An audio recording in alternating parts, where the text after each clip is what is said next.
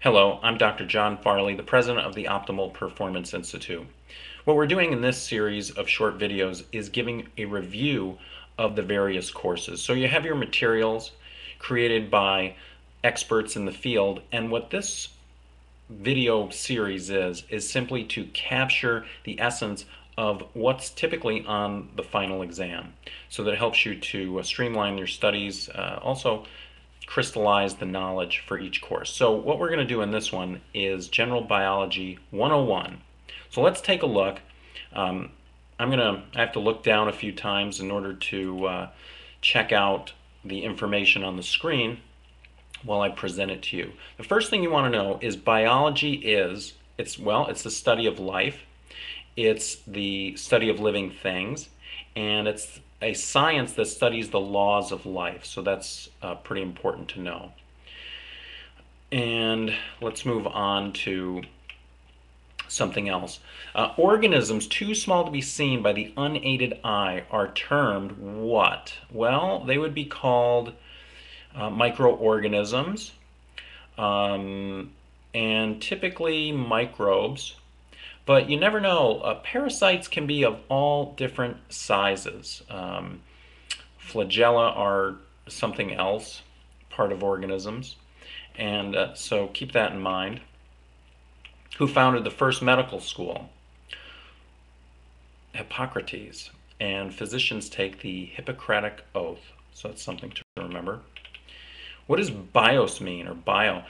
Well, it simply means life. Now, each different kind of organism is called what? You know that there's an order, there's a kingdom, there's different things, but in this specific case, we're talking about a species. Now, the author claims that infectious diseases are caused by denatured proteins? No. Is it going to be, you know, germs perhaps? Yes, germs. Now, a geneticist specializes in what study? And the answer is study of genes. Now, in the scientific method, it's important to understand that the first step is not to record, it's not to test, it's not to measure. It's simply to look, observe, notice what's going on. Very important. What is a conclusion? What is a conclusion? Well, a conclusion is not a scientific fact, and it's really not an emotionally based decision. A conclusion is going to be a judgment reached by reasoning. By reasoning. And I'm going to skip around here a little bit. What's the purpose of an experiment? What is the purpose of an experiment? Well, it's to certainly to answer a question accurately. That's important. It's also to revise the question into a statement. Let's continue on. To perceive means what? To perceive. Now, in some circles, in some ways, you may be able to think of perceiving things in various ways.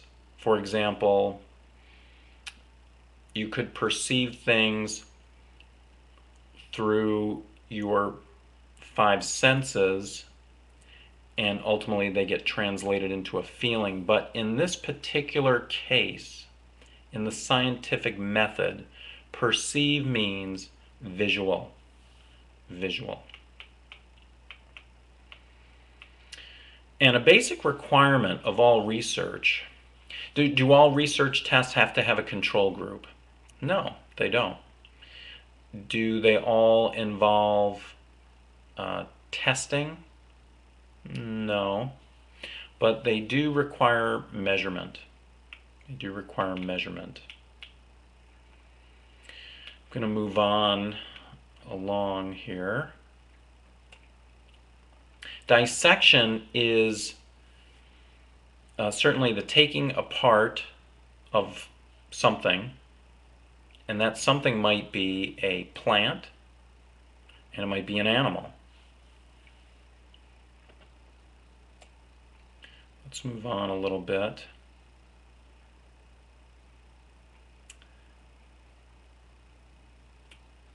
Life is defined as a substance that breathes or reproduces. Now that looks like that would be correct, but it's not. It's not correct. Check out the definition.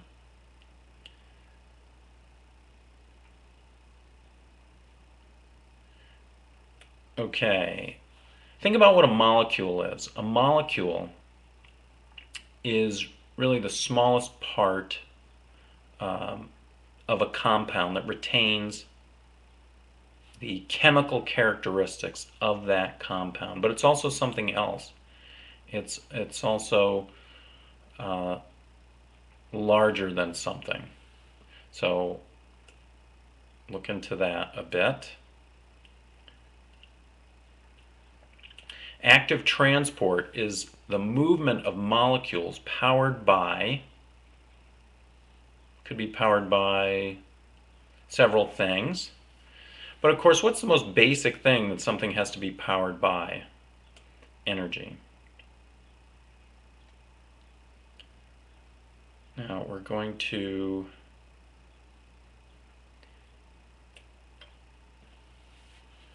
sex cells are known as what? Gametes, gametes. Energy. Now, in the world of, certainly in the world of exercise physiology and other fields, energy is the ability to do work.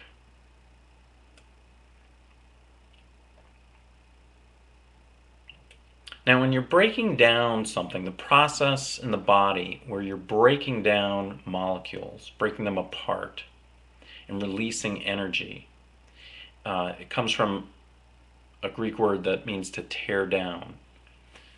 So what would that be? Catabolism. Catabolism.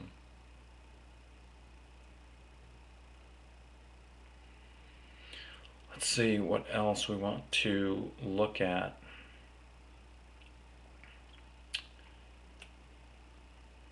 What does the cell theory state?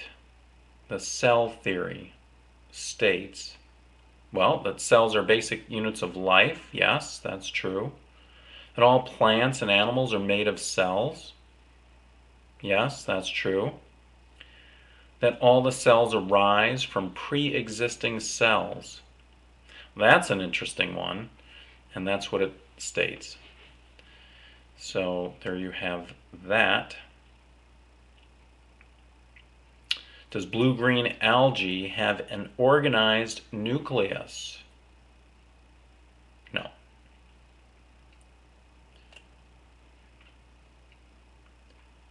And atoms make up all matter. So there you have it. Take a look at that. Oh, let's cover another one. When you're talking about a charged atom, we're talking about when an atom is charged, it's an ion. It is called an ion.